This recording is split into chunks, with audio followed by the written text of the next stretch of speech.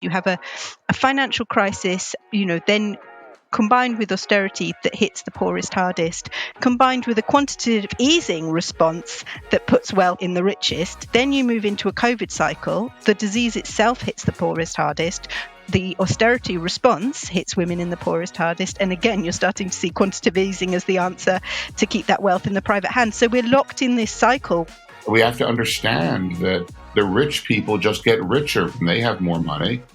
But most regular people who work for a living spend their money when they have more money. And those are the people who need to give more money to have in their pockets to spend in order to make the economy grow. You fundamentally have people deciding and making decisions on things that have no experience or understanding or knowledge of what the implications or the impact that has on the individual. So, for example, when you decide to cut cuts of disability allowance or childcare allowance or any of those things, that doesn't affect these people who make that decision. What's a shame is that we seem to have lost this connection with the rest of the world. We seem to be sort of battling on our own front, but forgotten that the rest of the world impacts us as well. So I feel a bit frustrated that sort of we've gone into what I would call sort of batten down the hatches mode. And actually, if we want to run this country properly, we can't batten down the hatches. We need to keep our eyes open. I've been wanting to do one of these for a while now, and I couldn't think of a better topic to do it on in respect to the cost of living crisis and austerity. Bearing in mind some of the challenges that we face here in the UK, similar challenges that are being felt around the world. So I wanted to bring together some of our past friends from the podcast and also Katy as well from Oxfam, and just gauge a little bit more through a conversation what people's thoughts are of the challenges that lie ahead, and also critique on the recent autumn budget that we've just had. And then kind of as we kind of progress the conversation, I like to kind of drive things towards solutions and possibilities for change. So what other possibilities may there be that we could be doing as a society at this point in time to address the challenges that we face? But before we dive into the conversation, I think just to help our listeners understand who each person is, I'll just quickly go around and ask you all to introduce yourself and who you represent. I'm Craig. I'm the founder and CEO of a company called Gratitude. What we do is we give donations from in-game purchases and subscription models to environmental, conservation and social NGOs around the globe. We're trying to help offset the carbon footprint that gaming produces, which is absolutely astronomical. The average gamer uses 1,400 kilowatt hours of energy per year. There's 3.24 billion gamers, and that's the equivalent of the whole energy usage in the United States annually. So we're giving an option for gamers and gaming companies to help offset those carbon emissions. My name is Morris Pearl. I am the chairman of an organization both here in the United States, where I am, and in the United Kingdom, called Patriotic Millionaires. We are organizing wealthy people to speak out about how growing inequality is making our nation less stable. And we are concerned that we're sort of on the precipice of sort of losing civil society. We have several hundred members here in the United States, and some dozens of people like Gary Stevenson and Ian Gregg in the United Kingdom. And we're helping them speak out about inequality and the danger thereof. Hi, I'm Juliet Davenport. I was the founder of a company, one of the first 100% renewable energy companies in the UK, nearly over probably 25 years ago now. I've just written a book called The Green Startup, which is how to green your business, essentially. But also I sit on the board of various different organisations related to the energy transition. So my ambition is to kind of support in as many ways as I can a quicker transition to zero carbon. Hi, everyone. I'm Katy Chakrabortty. I'm the head of policy and advocacy at Oxfam GB. Oxfam GB is the first Oxfam, founded 80 years ago this year to combat famine in Europe, actually. But now we're part of 21 organisations, Oxfams around the world, combating poverty and also increasingly speaking out on inequality. And then, therefore, I have to send our love to the Patriotic Millionaires that we're big fans of in that space. one of the things that I wanted to kind of drive this conversation from is a point of understanding the challenges that we face currently and also that lie ahead. Recently, I was reading that Oxfam brought out a report yesterday on some of the challenges of austerity. So maybe, Katy, if you can kind of kick us off, looking at the challenges that we face as one of the richest nations in the world and a government that have spent billions, how are we in this position whereby so many people are choosing between heating and eating? Well, I mean, the short answer is we are in that position because of a global cost of living crisis. So we're in that position now because of energy prices, because of food prices. And I think the important thing to recognise in that space, going back to the inequality point, is that not everybody is losers in that, in that dynamic. We brought out a report sort of earlier on in the year that billionaires in the food and energy sectors have seen their fortunes increase by $1 billion every 2 days during the pandemic period. There are 62 new billionaires in the food and energy sectors. So we're in that place because of a global cost of living crisis. We're also in that place because this term austerity, we've been talking about it for well over a decade in the UK. I know we'll get on to talking about the autumn statement later, but the reason that that's not squarely seen as an austerity budget is that there wasn't an awful lot left to cut. So instead it was sort of delayed and pushed back towards the general election, but until after the next election. And the other thing I'd just like to pick up on, if I can, Peter, I don't want to use too much of an opening statement, but just to place that in that global context. I mean, it's far from just the UK facing austerity. There's an estimate that by 2023, 85% of the world's population will be living under some kind of austerity measures. So that's contraction of spending, caps on wages, and usually relatively regressive tax rises. Some of that by governments who are free to choose that is how they want to run their economies, and we can question that. But some of it actually imposed by bodies like the IMF. About 85% of the loans that the IMF issued during the COVID period to countries that were struggling had clauses in them that required fiscal consolidation as part of that recovery period. So we're also looking in developing countries into that illogic of austerity as well.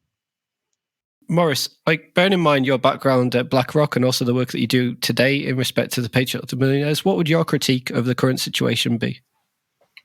Well, austerity is just the wrong answer, because taking money away from people at the lower end of the economic spectrum means they won't be able to spend money. They won't be able to pay their bills every month. They won't be able to pay their rent. And that's how people like me make money, is from millions and millions of people all over the country paying their iPhone bills and their rent bills and their mortgages every single month.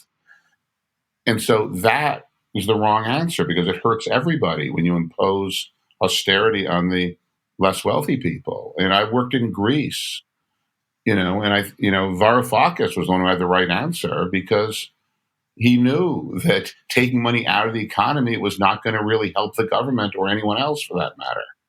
We have to understand that the rich people just get richer when they have more money.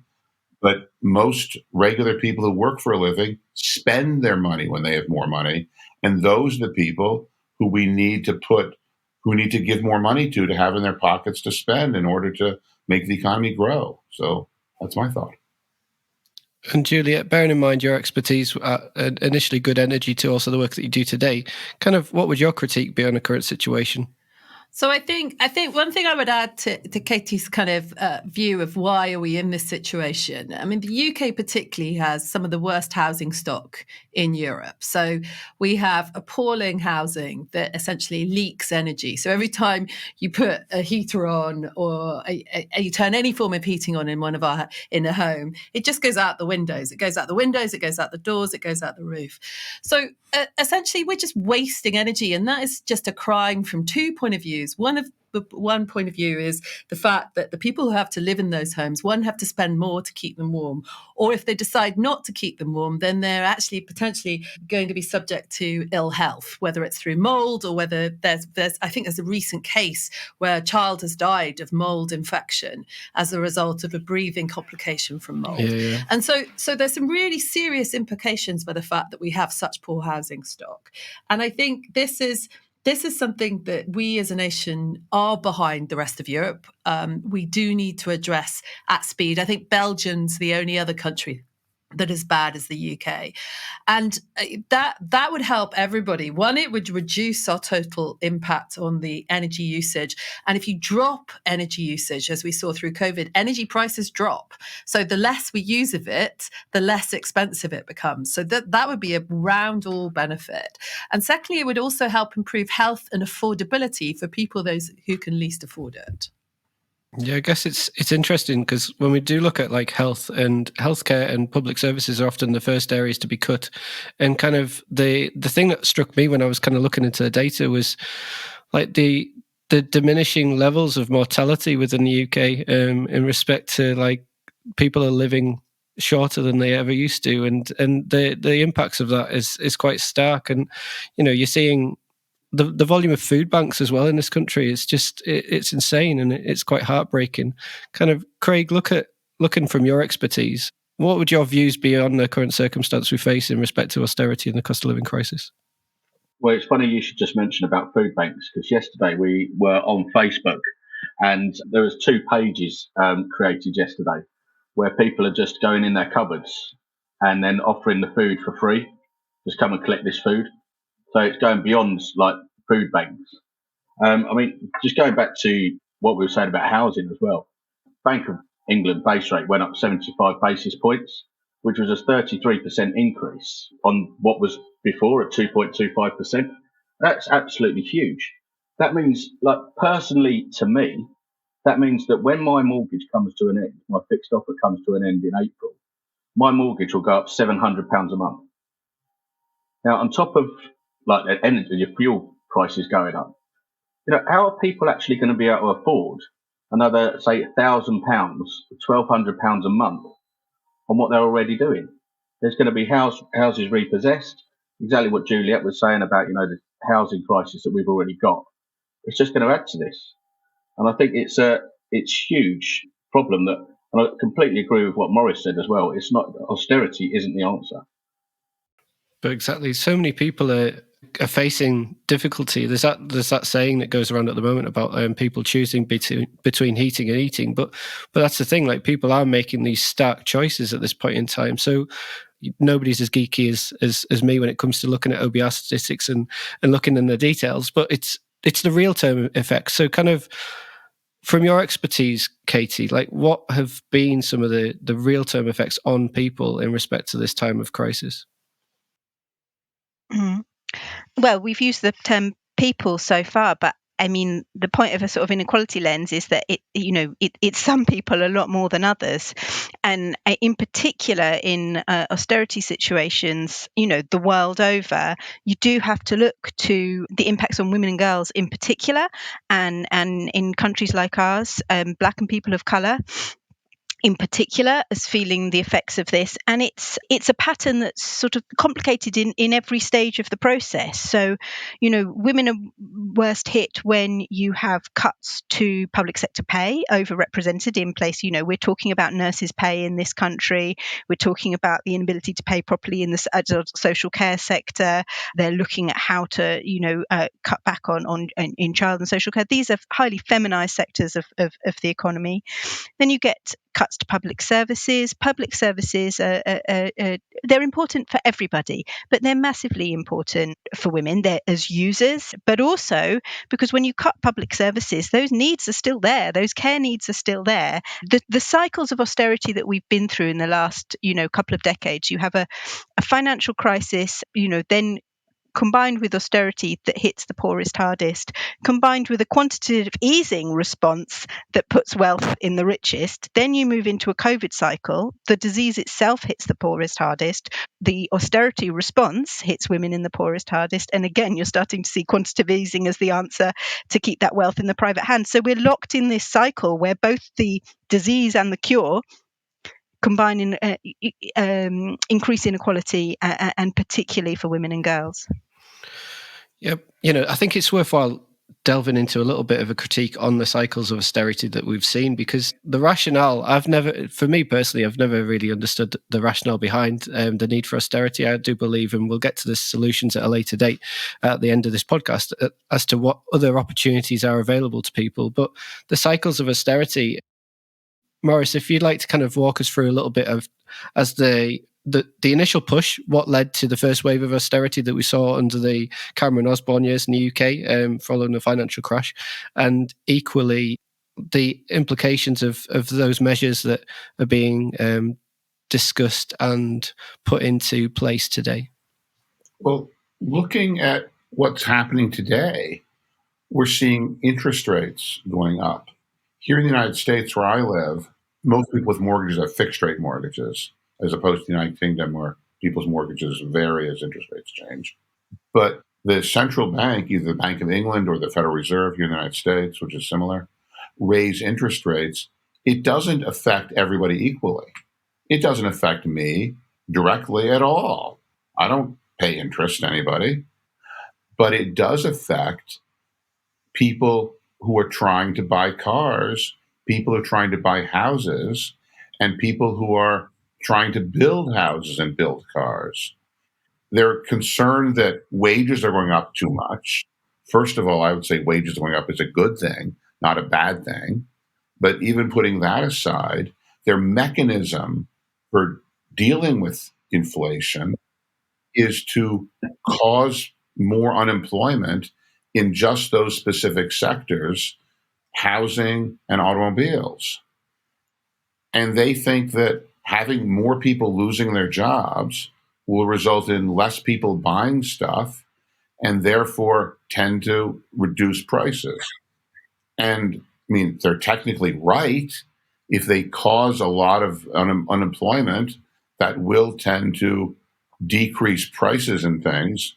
People will be less able to pay rent. Landlords have to lower their rents, things like that. But I don't think that's a good thing. I don't want to live in a country with lots of unemployed people in order to keep prices down that I have to pay. I'd rather live in a country with lots of people who have jobs and can afford to buy stuff and get rich that way, not by low wages and low prices. I'd rather live in a place with high wages and high prices. And that's why you see here in the United States, America, we have different policies a little bit in different states. People are building businesses, hiring people, moving to places with higher taxes, not places with lower taxes. Places like New York and California are growing in population, and places with lower taxes in the middle of the country are losing population for exactly those reasons, that people want to live in places where their communities have enough money to pay for stuff, whether it's schools, housing, healthcare, all the things that we do collectively as a community that we can't do individually, each person doing for themselves. So that's why, we think that the current measures, rising interest rates, are not going to solve problems, or a step in the wrong direction. Juliet, there's that saying that there's no future in the past. Why do you think we persist with an economic model that is benefiting so few and is detrimental to so many? I think there's a fear factor in there, Peter. I think part of it is fear of the unknown of running a different model. I mean, that's what I've generally seen in terms of. Okay, I mean, I've focused most of my career in the energy sector, and so much of that is around fear of change, fear of shifting. We've known, for example, that we've under-supported whole swathes of our population in the UK, whether it's from an energy point of view, whether it's from an infrastructure point of view. But the idea of somebody making the decision to lease a contract, to do that and make a positive step, you can't be fired for not letting a contract, but you can be fired for making the wrong contractual change. And I think that is a fundamental issue in the UK, is that we get stuck in this kind of stasis and do not understand how to make steps to go forward. One of the biggest challenges we've got is that actually renewable energy is one of the cheapest forms of energy today in the world. And we have a huge amount of it in the UK. So we have 40% of the Europe's wind resource here in the UK. But we're going to be slow at developing it because we haven't made the infrastructure investment over the last 10 years that should have been made. And quite often the lack of that foresight has been made for reasons of short-term cost, but actually really not being able to think about long-term decision-making. And I think for me, that's where we've got so stuck, is this long-term decision-making, where you need governments to take longer-term views. Yeah, I did see that stat not too long ago about renewables being 9 times cheaper than fossil. And looking at that, it just makes total sense. We're also just recently joined by Ryan. Ryan is representing the Valuable 500. Ryan, bearing in mind the work that you guys do, looking at the challenges that we're facing by the cost of living crisis and austerity, what in your view has been like the direct implications of the people that you represent? Well, I think when it comes to the disability community, quite really, when you look at everything that's kind of been going on, the disability community on a regular basis is always considered as an afterthought. So I think when we look at all of these different variables that are discussed, I don't think disability is ever at the forefront. It's always a conversation that happens, or we forgot, or it wasn't considered, or it's the sympathy side that is, oh, poor them. And I think what the disability community is really after is to be heard, to be listened, to be thought about from the start, from the offset. And I think that all then comes back down to the fact of, which I think some of those points that you were saying just a moment ago there, Juliet, is the sense that, they're not involved in any of the conversations. There's no representation for them. So people making these decisions make these decisions, and these people are not around the table when these decisions are being made. And I think that's really important when we're looking at things. If we want to be inclusive and diverse, we need to make sure that those that are making those decisions are really being able to come from a purpose of either lived experience or experience of some shape or form, to then help drive and navigate the various obstacles that are presented to us with the things that are happening at the moment. And Katy, bearing in mind, we mentioned it earlier on, the IMF. So it'd be good to kind of frame the impact the IMF has in respect to austerity and in respect to the various different loans that they're providing and their overarching role in this process, because I think that's a story that's worthwhile to be told. It's part of a wider story, and it goes to your question about why austerity, because we have decided that we know what a sort of grown-up, fiscally responsible economic model looks like, largely in the global north, despite the fact that it keeps crashing and leaves a lot of people living in poverty and creates vast inequalities. That is one that we have found many ways to impose on developing countries. I mean, pretty explicitly during the years of the Cold War, but you don't have to go back that far, through many soft cultural and educational routes of imposing a sense of how to manage your economy. And the IMF have played a huge part in that. Structural adjustment through the 80s and many examples going on through then. And now, still continued in the way that they deal with emerging markets and developing countries. And as I was saying, COVID loans still coming with these requirements for fiscal contraction and austerity measures. But it's not just that, is it? Because one of the decisions taken in our country in the last week or so was basically to confirm that short-lived period where we met our aid commitment to the developing countries of paying 0.7% of gross national income in aid is basically gone for the foreseeable future. They're paying about 0.5%. A lot of that is going on hosting refugees within this country, and we're counting things like donating our excess COVID vaccines that we can't use anyway, but let's count that as aid, cutting into that budget. So it's a whole package of still looking to impose and extract wealth from developing countries and to then impose austerity measures. And aid is essentially an austerity measure because you're reducing finance that goes into essential services and areas like green transition, etc., in the developing world as well. I think the role of the IMF is but one in a wider picture. Looking back at what Juliet said about long-term versus short-term thinking, the ability to just say, oh, well, we're not going to do the 0.5% anymore. We're going to drop it to, it went to 0.55, now down to 0.5.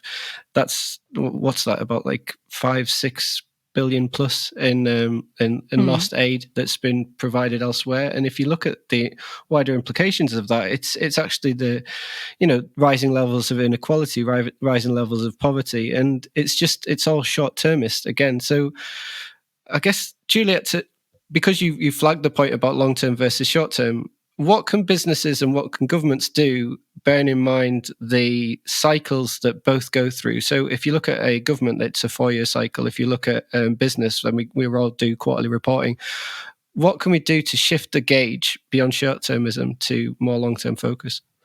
So I think one of the things you can do, and I'm beginning to see it in some of the conversations I've seen in less from the aid point of view, Katy, more in the supporting transition part. So I've seen some work being done by the British government in Asia and South Africa, where actually what we're supporting is long-term thinking. And bizarrely, we are actually supporting long-term thinking in those cases, particularly for infrastructure thinking and access to renewables. Because again, what's interesting is the World Bank has come in and incentivized continual investment in coal, which then leaves those countries hooked on a fuel that they have to not only import, but also is expensive, rather than being able to switch to their own natural resources and renewables. So there's some kind of infrastructure pieces. And I think from a government point of view, I think there is definite work where we can take what we got wrong and support countries in a sort of future way. And I've seen some good work in that, particularly in power infrastructure. From a business point of view, I'm seeing businesses take steps forward here, because part of it is that they see a future where they're not going to be able to operate. Similar to the points that Maurice was making, is that a world where you've got chaotic systems and you've got great diversity in terms of wealth, then it's not a great place for businesses to operate. And so they want to see stability. They want to see long-term supply chains supported and thought about. And they need to have a workforce that's fit for the future. So they've got a diverse workforce as well. And I'm seeing a lot more interesting thinking coming from business. What we're all waiting for is government to kind of keep up. That's the challenge for me. And bear in mind the speed of change in respect to it's being led by business rather than government. Looking at the government that we have at the moment, what would be people's honest assessment as to if you were doing let's not say an annual review, let's say a 10-year review, what have they done well and what could they have done better? Ryan? Where credit is due, I think during the pandemic, we have to look at the fact that that was no easy job for anyone. Anyone who was going to do it was going to be scrutinised for what they did. And, we have to pay where we got through it and we've done it. Have we got it through it the right way? No. Is there always going to be things that we can pick and people could do better? Yes. I think the fundamental part that has always been for the last sort of, if there was an annual review that I would give, and it goes back to that fact of lived experience, you fundamentally have people deciding and making decisions on things that have no experience or understanding or knowledge of what the implications or the impact that has on the individual. So, for example, when you decide to cut cuts of disability allowance or childcare allowance or any of those things, that doesn't affect these people who make that decision. That really doesn't. Or when you get people that are deciding on the health, what's happening with the health, with the NHS and everything like that, who have no experience. They're not doctors. They have no understanding of how it works. And I think that to me, if there was an annual review, I would say is get the people that know the stuff about the various parts of the mechanisms that run the UK and have them as the leads. You can still have a front person who's the politician, the spokesperson, or what it is, but it's actually being made by the people that actually fully understand it and get it, and actually have those conversations with the people that it actually affects. And I think that's really important. And I think if there's anything that they could learn from that, is the fact that they would probably get it right a little bit better, rather than sort of finger in the air and go, well, we'll give that a go.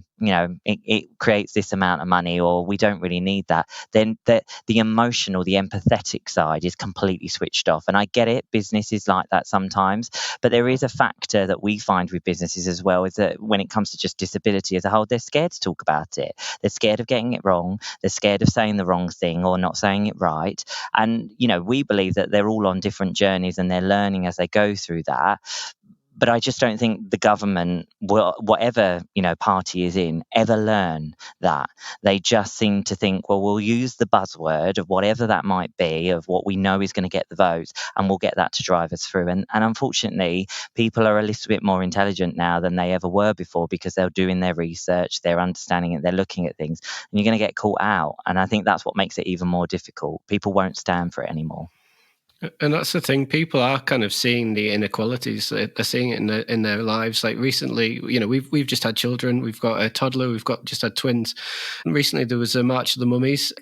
I can't remember the statistic, but I think a number of years ago, there was like 90% of people that took maternity leave went back into work, and then now it's like dramatically dropped. It's like in and around the 20% of people actually go back into work, and that's because they look at things like the rising levels of childcare and the costs that they face. That it's becoming extremely challenging. So, bearing in mind that some of the challenges that we do face, I think this is probably a good time to kind of go into thoughts on November 17th's autumn budget, because there's a lot of points and factors that led us to this point in respect to why we've had a budget that is now almost like the polar opposite to what Liz Truss was proposing in her view of economics.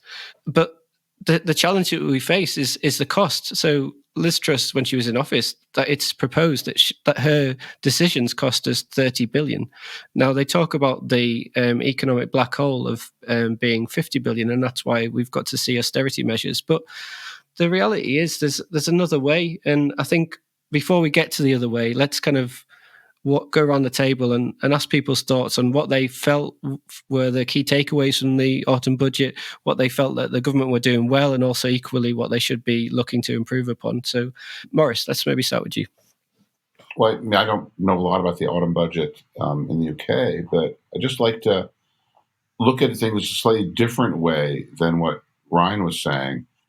I don't think that these people are stupid. It's not that they don't understand what's going on. It's they have a completely different objective. So when you're making a decision on how to get on where to go, on how to get someplace, you first have to decide where you want to go. And then you decide how you're going to get there. It's like if we're arguing about whether we should, take a car or take the tube, first we should decide where it is we're trying to get. And then we should decide how to get there.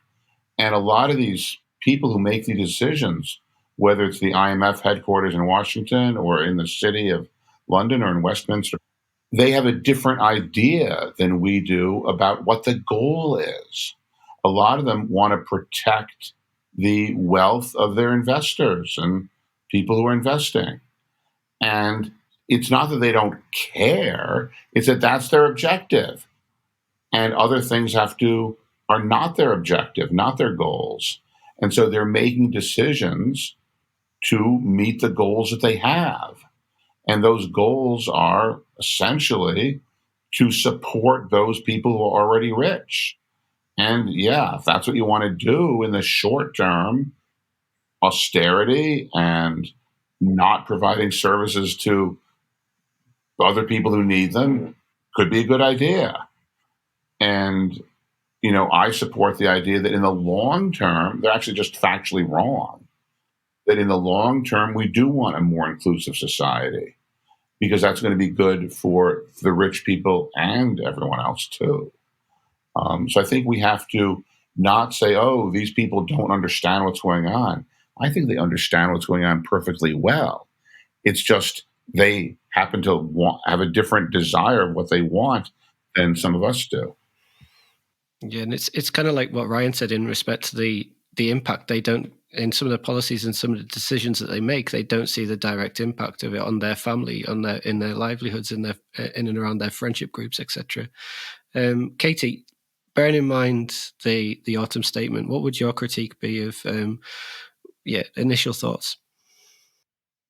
I mean, it was funny listening to Morris, because I mean, essentially what Liz Truss and Kwasi Kwarteng did is they did exactly that, but they forgot to mask it. They forgot to be clever about it, and they went just straight for that agenda.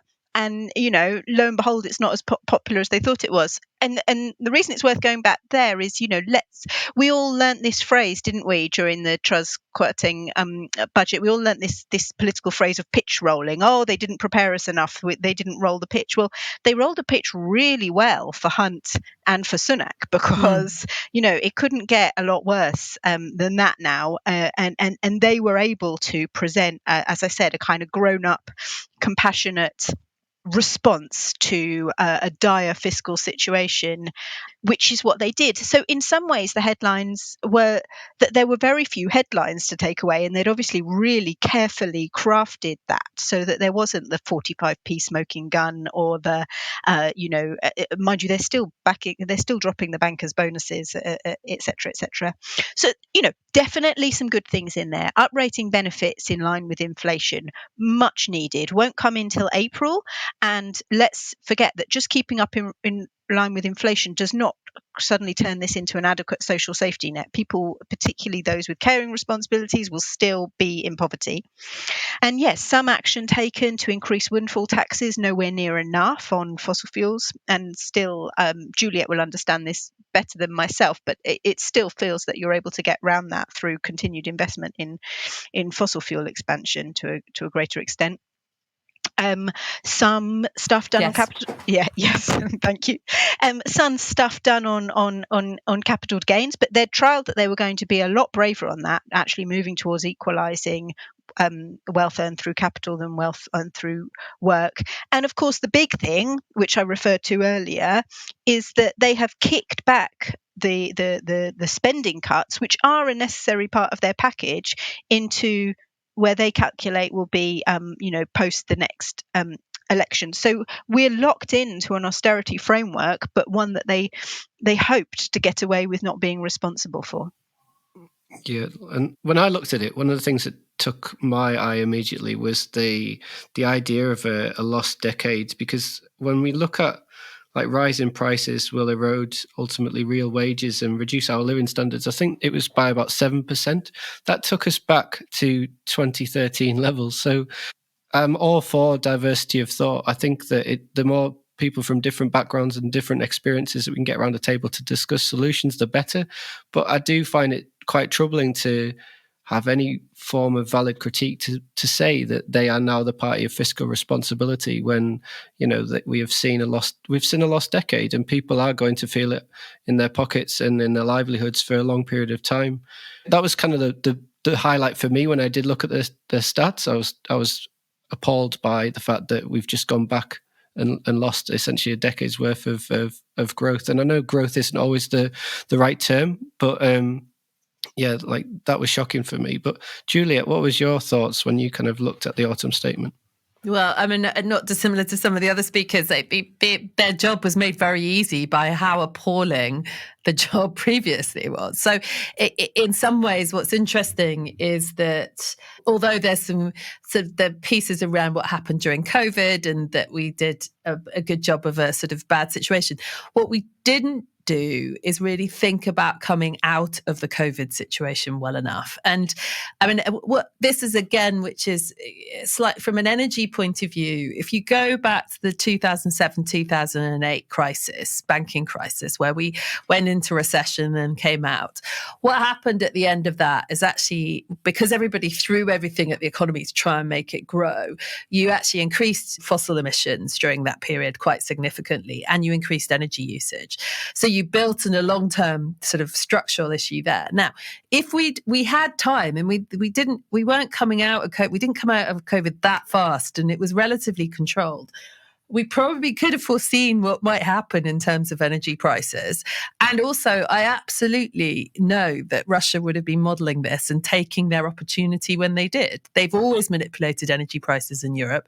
They've always looked at seeing when they can use it to their geopolitical advantage. And I think, for me, what's a shame is that we seem to have lost this connection with the rest of the world. We seem to be sort of battling on our own front, but forgotten that the rest of the world impacts us as well. So I feel a bit frustrated that sort of we've gone into what I would call sort of batten down the hatches mode. And actually, if we want to run this country properly, we can't batten down the hatches. We need to keep our eyes open. If we go into an austerity measure now, what's that going to put us back in terms of investment in the UK and making sure that, one, we look after the sort of wider set of people. And for me, I mean, my personal view is that we should have the army out there now installing energy efficiency. We should be training as many people as possible to improve housing stock. And we should have done that this summer, because we knew this winter was going to be crunch time in terms of energy prices. And although we're giving every householder some money, that's fine and that's great. And that's a great sticking plaster. What really upsets me is that we're having to give them money in the first place because they've got such appalling housing. The dog agrees. Sorry about that. Yeah, it's a school run time. Sorry. Craig, can I get Peter? Can I ask Craig a question? Because I think Craig's area is really interesting. I'm really bad. I play on my phone games sometimes because I had to de-wind my head. And what I find interesting about games is it's not just the impact, obviously, of the energy usage itself, but also the games themselves are quite interesting. There's quite a lot of growth games at the moment. So if you can play economies, or you can play farming, or you can play. They're all about growth, and they're all about producing more, and they're all about building more houses. It's fascinating. There's nothing about preservation of natural environment. There's nothing about diversity. There's nothing about looking after your community. There's some community stuff, but there's nothing. It's normally about putting a fountain up, nothing more. So I just wonder whether actually games could do so much more in terms of not only on the actual impact themselves in terms of how much energy they use, but the impact on an educational basis. In actual fact, that's quite bizarre, because gaming is one of the industries that are really trying to be more sustainable. They're really making a huge effort, with their green nudges towards planting trees, etc. There are several games out there as well, Alba being one of the most used games out there, which is about preserving your world, etc. And there's the new Avatar game coming out next year, which is all about preservation. There is a big movement towards environmental and sustainability within games, but I think it is a genre of, shoot 'em up games and things like that predominantly. But there are a lot of games like the Sims world as well, where it's growth, and Sims have actually introduced an environmental element to their games. So they are moving in the right direction, but we want to help them move a lot further and a lot faster. So they are progressive in their sustainability and the environment. They've got the green game jams now, which are all about coming together and coming up with ideas about how gaming can be more beneficial to the environment and to social as well. So there is a movement towards it, but I know exactly what you mean. It does seem like it is growth games, and shoot 'em ups are the main genre of games. I think the cool thing about games is you look at it from an industry perspective, it's not really that old of an industry. It's been around 70s, 80s, and up until year to date. And in respect to the speed of the industry's growth, it's just astronomical. So now they're looking at new industries like the fact of competitive gaming, and that you can fill out stadiums full of people to watch people play games. It just shows what possibilities are out there.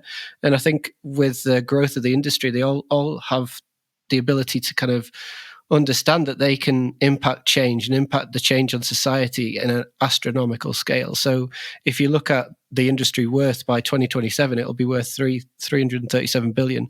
So there's a huge amount of money there to do a huge amount of good. And bearing in mind, Katie, looking at the NGOs. I remember reading a stat during the pandemic that a lot of charities lost about 41% of their donations.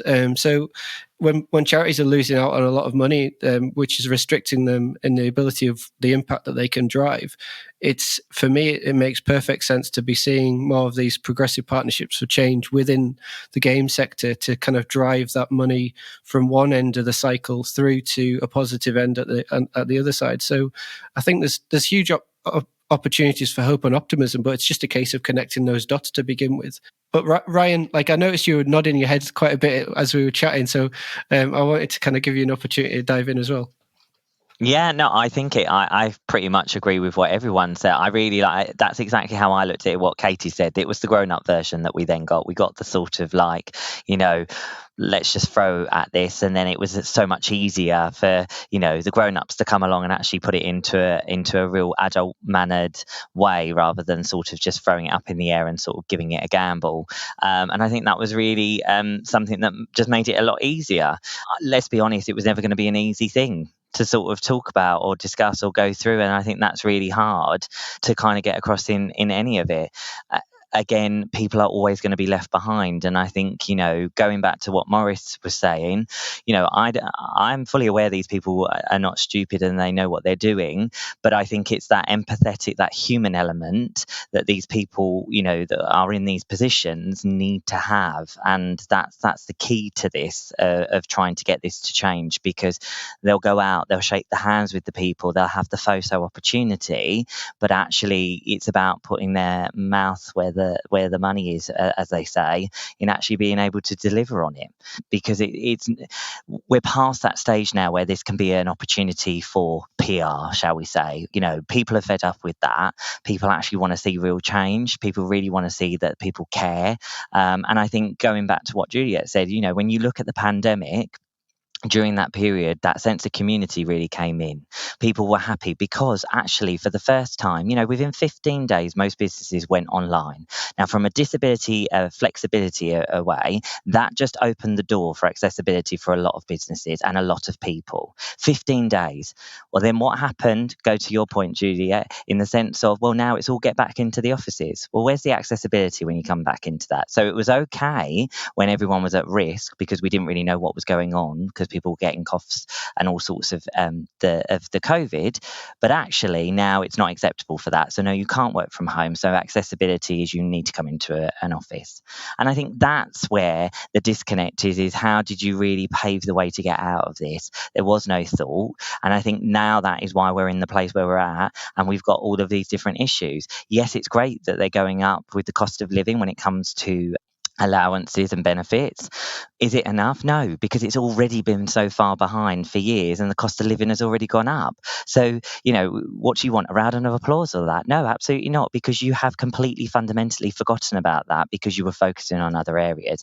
And I really love that idea in the sense of utilising the resources that we know are sort of on standby. I know that the army are doing lots of different things and possibly waiting, but why can we not? It was very easy to utilise those during the pandemic to roll out the vaccine, to get it to places a lot quicker. Well, now all of a sudden that whole ideology has now been forgotten and we can't use them again to fix or speed up elements that we need to use. And I think that it's using a bit of innovation, I think, and a bit of kind of understanding to just look at that might have been the way we did it 10, 15 years ago, 20 years ago, but the world has evolved and it's changed. And I think it's, that solution needs to be re-looked at. Yeah, I love the fact that you say the world's evolved and it's changed, because if you look at some of the things that took place during the pandemic, there was this thing called the Great Resignation, whereby a lot of people resigned from their jobs because of there was no alignment between their own individual values and the company's values. So yeah, it just makes me think of that old analogy of pain plus reflection equals progress. And we've all had this period of grand reflection, and we've had an opportunity to think what we want from society, what we want from businesses, what we want from governments. What does change look like that we desire and want from the future, and how do we go about building that now? And it's just interesting because it almost feels like society and people have taken about 10 steps forward, and then now with measures and waves of austerity coming in, it's like we're taking 5 or 6 steps back. I wanted to say that's a really interesting point. What you say, the Great Resignation was a buzzword that people kept using, and a really interesting point. Caroline Casey, our founder, was once asked a question when Black Lives Matter happened. They turned around and said, "Oh, how do you feel now? Because obviously disability is now going to be further down the agenda." And Caroline's answer to that was, what about the Black disabled people? And I think that's the key to around all of these sort of things. We pocket all of these different elements into what the tick process or tick box, whatever it needs to be. But actually what inclusion and diversity actually means is that they all kind of inclusive means all. It doesn't mean that we segregate and we do it as a simple like categorize and segregation. And I think that's the important factor with this is that, yes, during the pandemic, for once, everybody was all in the same position, regardless of your wealth. Everybody was in the same position because you all had to stay at home. You wasn't allowed to go out. You wasn't allowed to socialize. And that was something that had never been heard or seen before.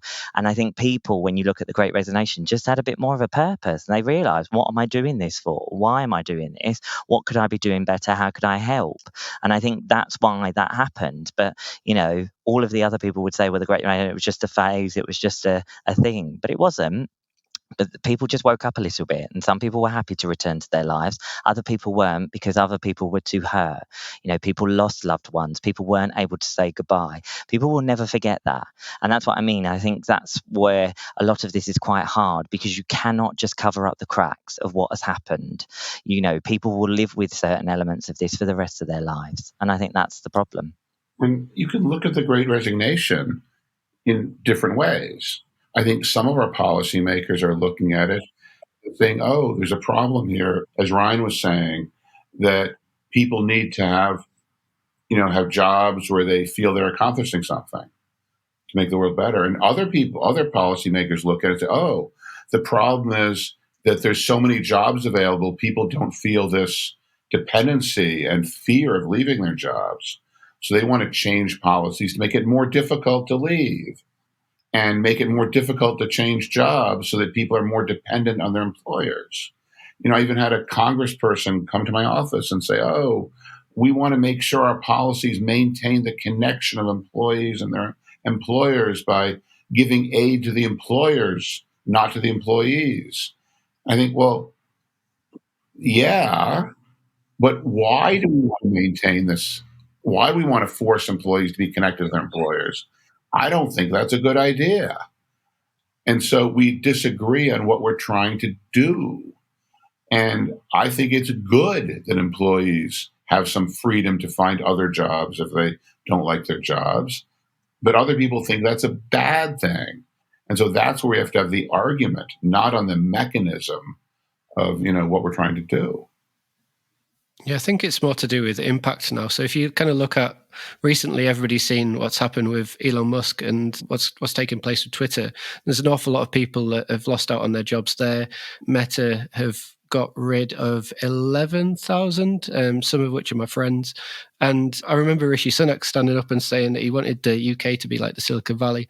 But if you look at some of the challenges that are coming out of the Silicon Valley at this point in time, it's not necessarily like people don't have the freedom to choose who they work for, but I think there's an underlying desire from people to drive impact. They want to see impact from the companies they work for and also impact in the work that they do. Because, back to Juliet's point earlier about the long-term versus short-term, like we have a real opportunity now to be, the ancestors our future descendants need. We can do things in today that will drive the progressive change forward for future generations. And like the world's most pressing problems that we face can be remediated, but it requires people to come together rather than to separate into these silos. So that's where I've always been at a bit of a loss with I'm not going to bring Brexit into it, but I will talk briefly at the fact that, as an economy, we lose 100 billion per annum. And again, some of the problems that we're going to face globally, such as climate change, etc. It needs almost like that Bretton Woods agreement where nations come together to agree upon change rather than individual silos to kind of doing their own individual desires, needs and whims for the benefit of self rather than everyone. I just point out that your prime minister should know that Silicon Valley took 2/3 of a century to become what it is. And the majority of that time, it was almost entirely funded by military.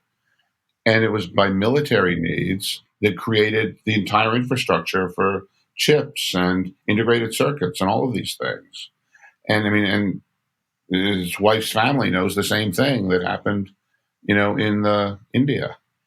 And so I think that it's not just something that happens spontaneously, people becoming billionaires. It happens because the government made policy decisions to make it happen. And they can decide we're going to spend huge amounts of public funds on supporting some industry. But it's not, these industries don't just come into being from nothing. They come into being from policymakers making decisions that make it happen.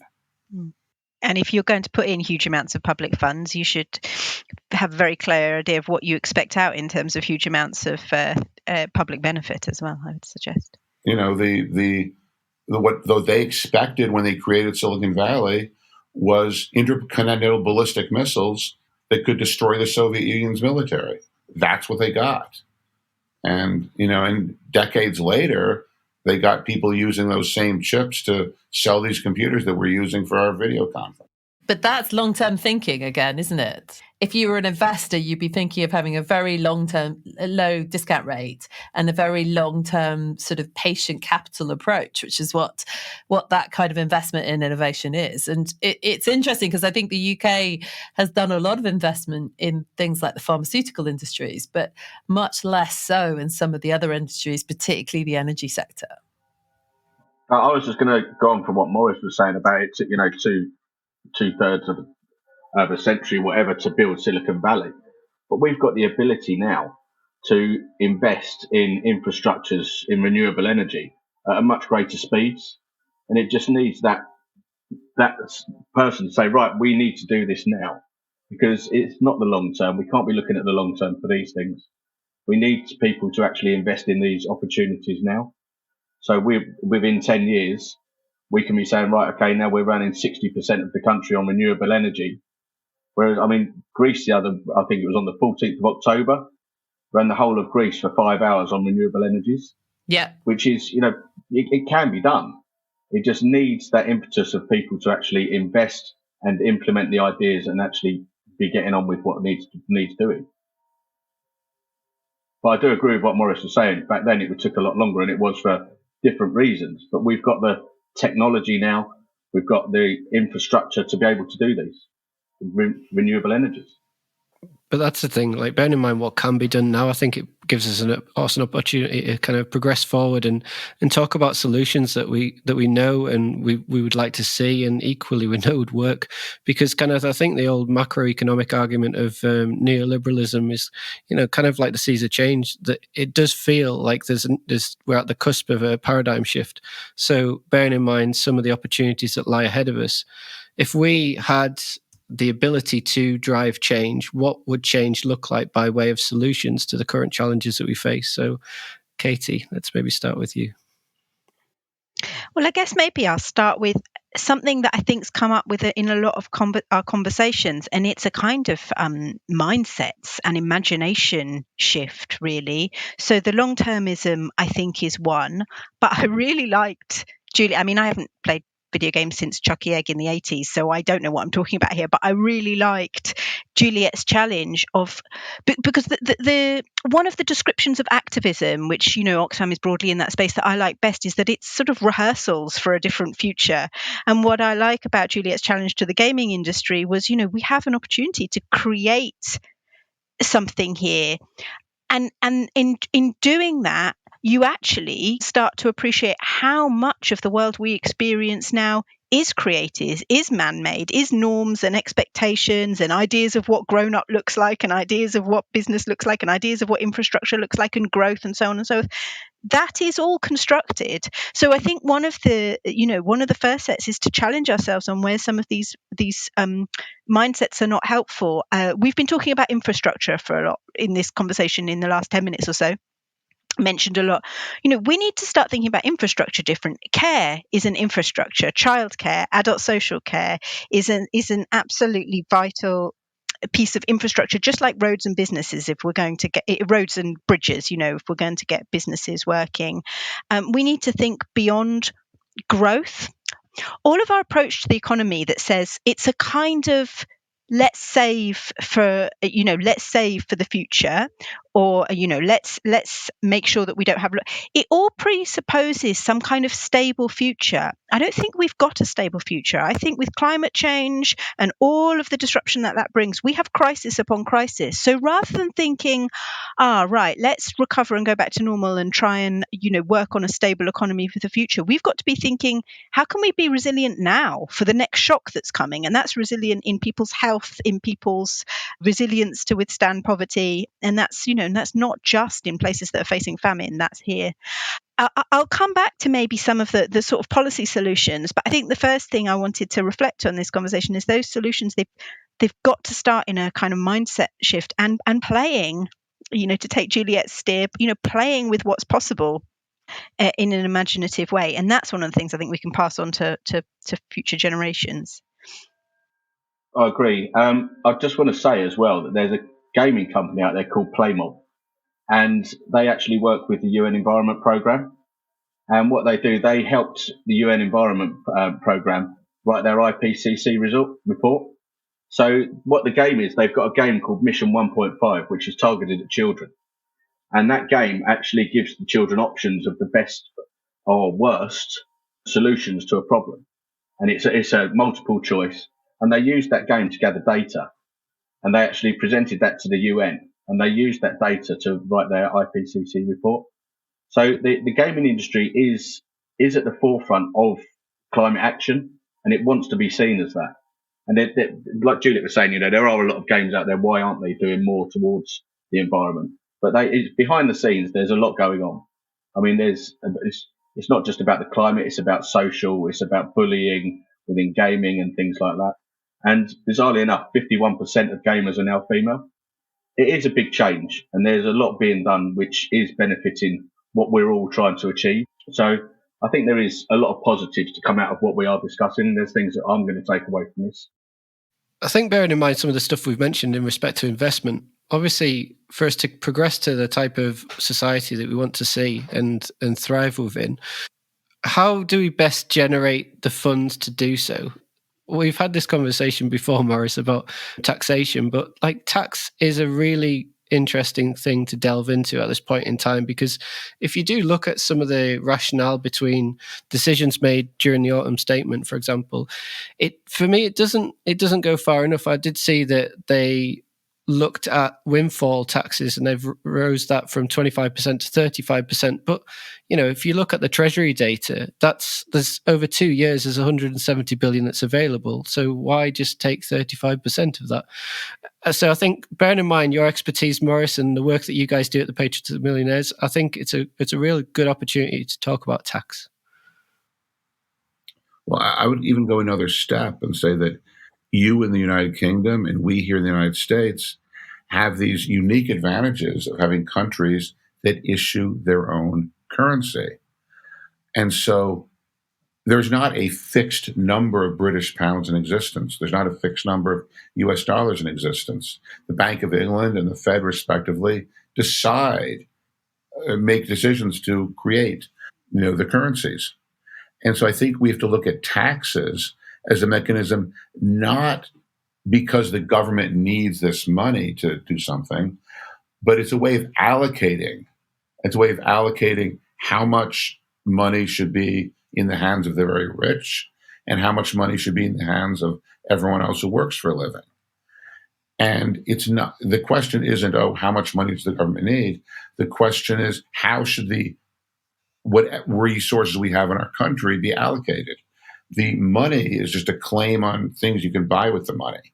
It's not useful in and of itself.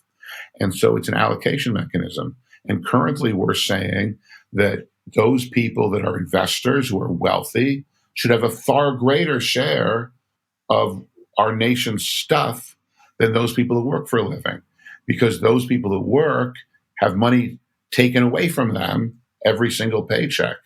And those people who are investors have far less taken away from them. And so we're slowly moving wealth from workers to wealthy investors, even more so in the United Kingdom, the United States.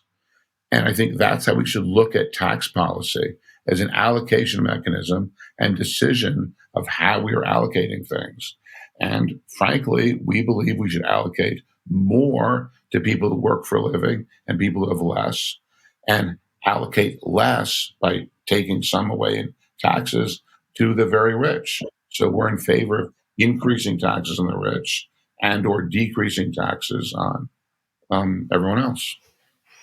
And it's interesting because I did read the report that you guys did yesterday, Katy, at Oxfam, that you mentioned the idea of a progressive wealth tax of between 2 and 10% on the world's millionaires and billionaires could rise 1.1 trillion more than the annual average savings of governments that plan to take through cuts. So there's huge scope of availability of funds. It's just the ability to kind of A, create policy and practice around that, and B, as Maurice says, like redirect the wealth to the people that need it.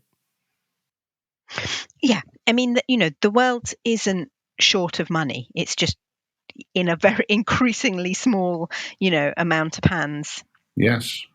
We often put out these statistics, and they aggregate global figures, but of course that's not the way tax works at the moment. So one of the things I think we need to challenge, or one of the ways we need to imagine things differently, is if we are going to, at a global scale, allocate the global wealth that is out there towards the global problems that exist, which are everybody problems, climate change, pandemics, etc.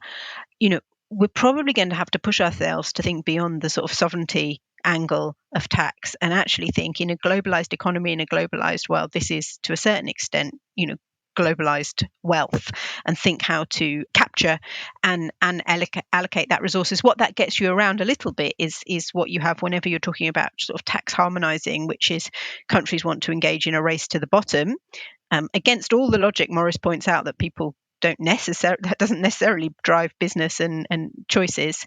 Countries want to engage in a race to the bottom rather than a race to the top on taxation. Yes, I agree. So, in light of the challenges that we face, like, what alternatives could we utilize at this moment rather than another detrimental round of austerity? Well, I think one of the truths that austerity hangs on, or one of the perceived truths, is the idea that there just isn't the money, right? There is no alternative to cutting back, or to asking ordinary people to pay more through just increased everyday taxes, increased VAT, all these kind of things that makes us all dig a little deeper. And I think just imagining a world a bit differently, where you question how true that really is, and where there are sources of money. I mean, the fact is, in today's vastly unequal world, there is money. It's just in the wrong places. It's in private hands. And so thinking of ways to essentially, capture and share that, not only to pay for the public services that we need, but also to address inequality, has to be the way forward. So, there are ways to do that which address huge sources of wealth within industry.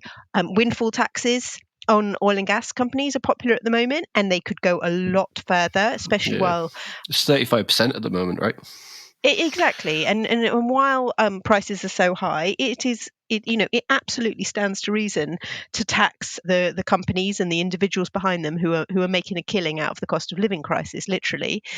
Also, organisations like Oxfam have long called for measures like financial transaction tax, popularised as the Robin Hood tax. So this is an idea of a micro tax, 0.5% or 0.05% even, on the sort of electronic financial transactions that are taking place in their thousands across financial centres like the city. Because it's small amounts of taxation but high frequency financial trading that's going on, you're able to raise huge sums of money there, which could be put to better use. But then also just looking at individual sources of wealth as well.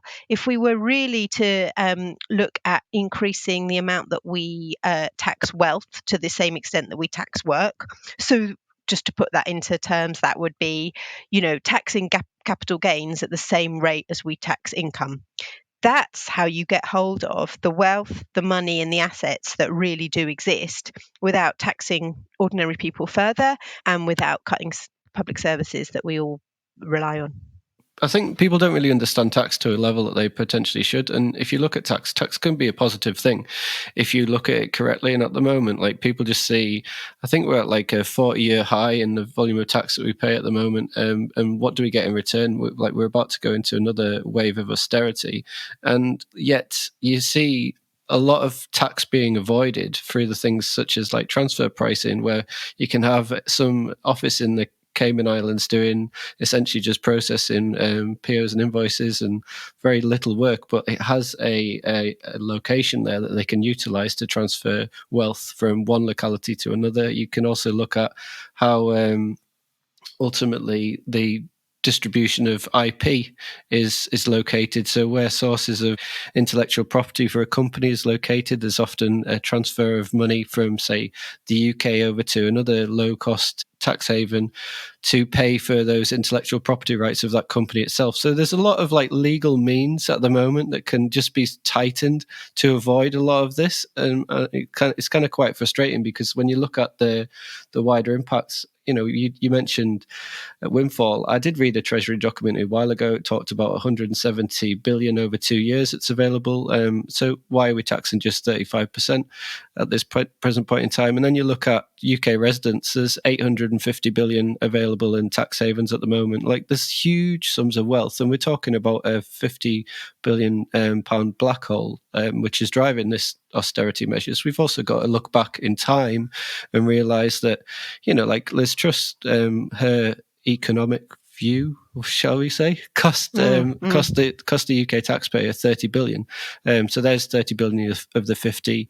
Rishi Sunak failed to insure against interest rates hikes during the COVID pandemic. That cost us 11 billion.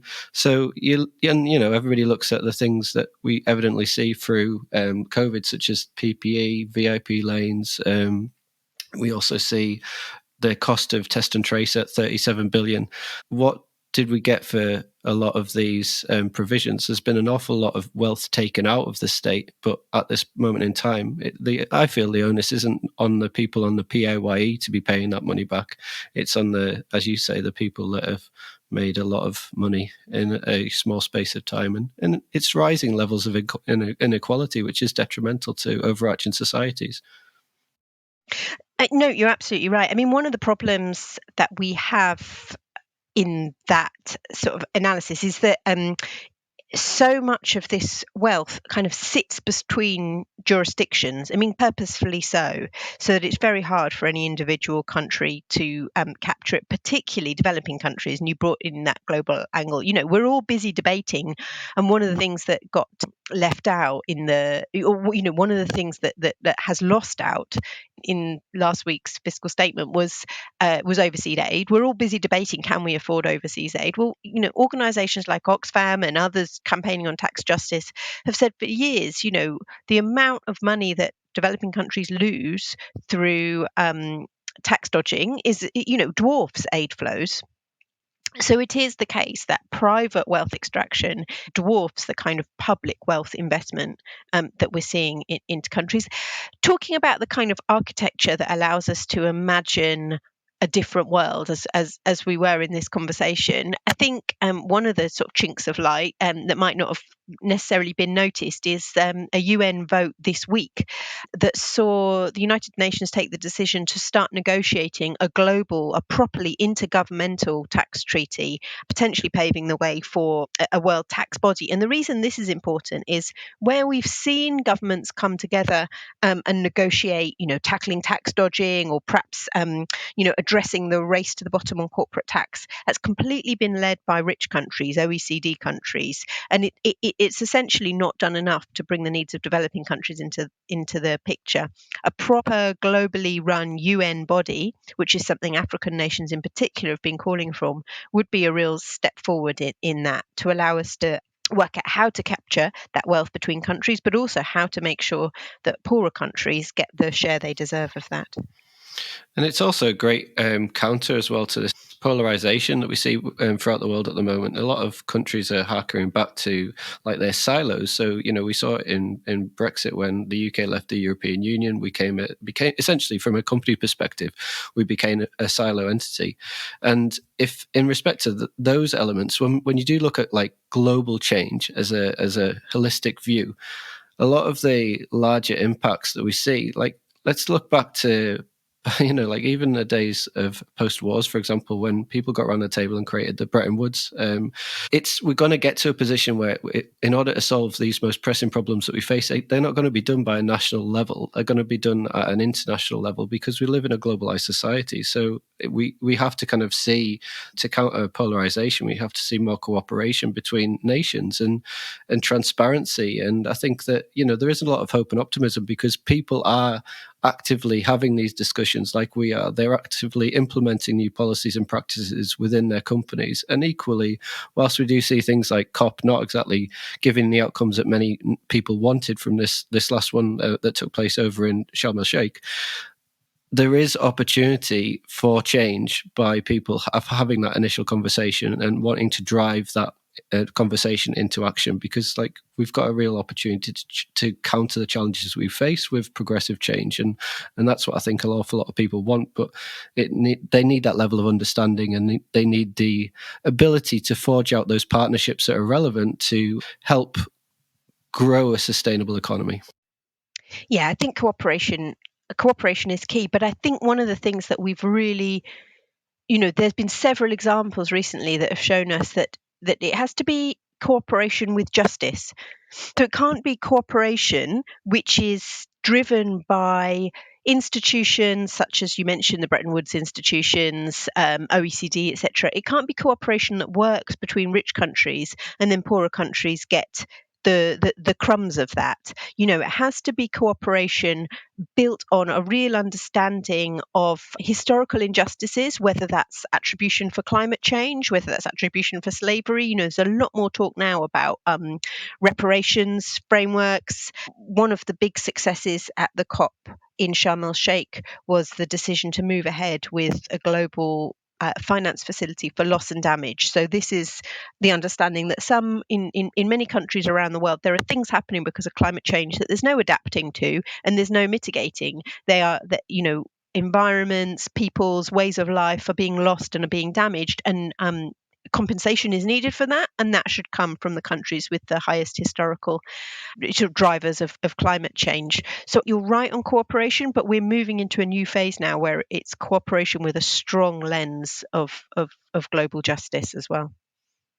I think if I had any solutions for some businesses when we look at how could we, grow our economy or anything like that, coming from a complete disability background here now is actually considering the disability spend.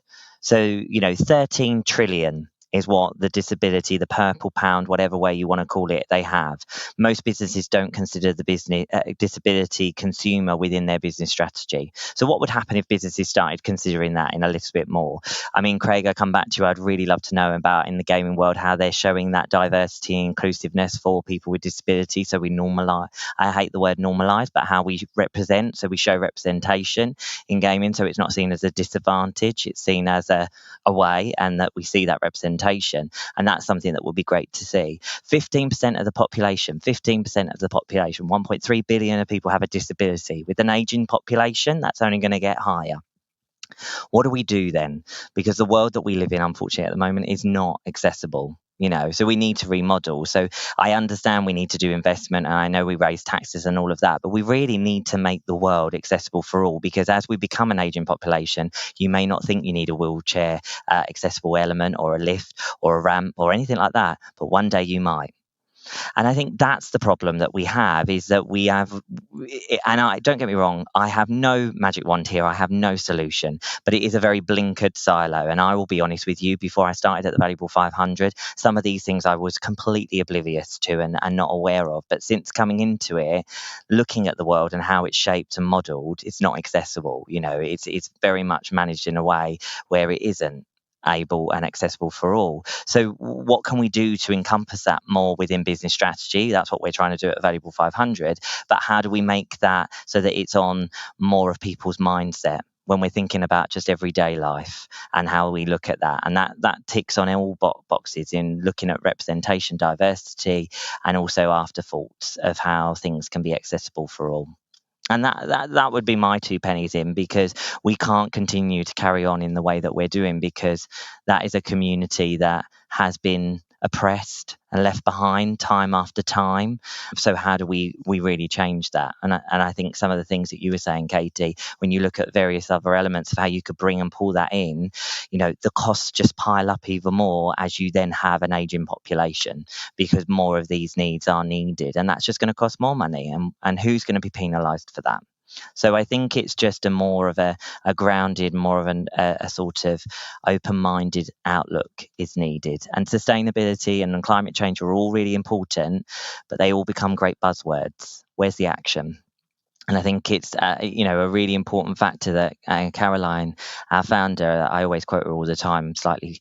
But I think one of the biggest things is it's not an a la carte menu. We're not after an a la carte menu. You can't in business look at this and go, we're going to focus on sustainability, climate change, diversity. This year we'll look at women. Next year we'll look at men. We have to actually look at this as a real thing. And I think that's the problem. It's not looking at them in silo, but how do we change all of these? And like I said, my caveat out to this is I don't know what that magic answer is or what the solution is to it, but I know it's about really thinking about all of those elements a little bit more. Yeah, I think it's about looking holistically at the overarching challenges, because if you look at like the rising levels of food prices or inequality, like it's actually driven this year alone 263 million more people into extreme poverty.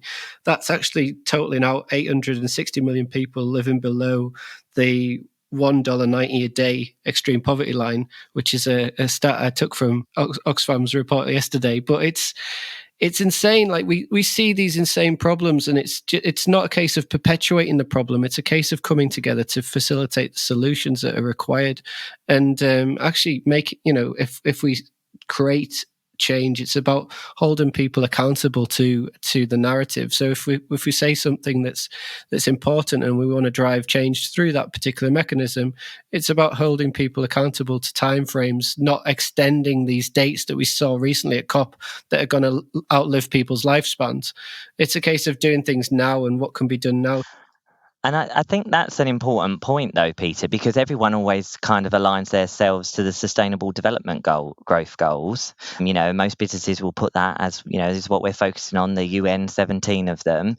One of them is all about inequalities. And a lot of people forget about that. So they'll plaster it all over their websites. They'll say we're aligned to this, we're all about supporting it.